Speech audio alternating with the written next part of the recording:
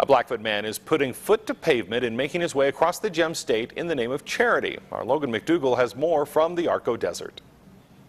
Some of us run a few miles each day to stay in shape, but for one runner, he's running 435 miles, the entire width of the state of Idaho, for a good cause. 3 years ago, I began to think about, well, why not? I'll run across Idaho. It's my home state. It'll be easier to, logistically to figure it out. And then this year, on my 40th birthday, I just like, all right, I'm doing it.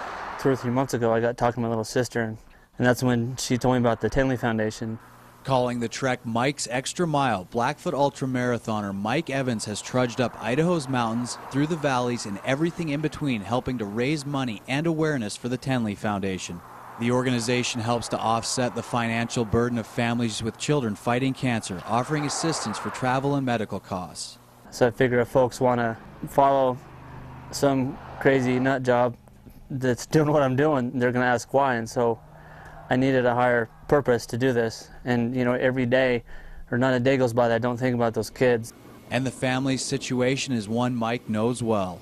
There's a lot of bills and stuff that come along when you got cancer, because insurance doesn't pay for everything. It doesn't pay for those random trips to go and get checkups or stuff like that, and that's hard, because I had cancer and I know what they're going through, so that it hits home a little closer. 7 years ago this past April, Mike, then just 33 years old, was diagnosed with prostate cancer. And it is thoughts of their shared fight that keeps him going. You just gotta, when it's painful like that and you got all this to go, that's when you dig really deep into yourself and remind yourself why you're doing it. I don't know how else to put it, because one, I'm kind of tired, but kids they're our future, We gotta help them out and keep them around. And Mike's connection to the trek only gets deeper. I started the run on June 8th, which was would have been my parents' 50th wedding anniversary. My mother passed away 2 years ago, so that day was dedicated to them.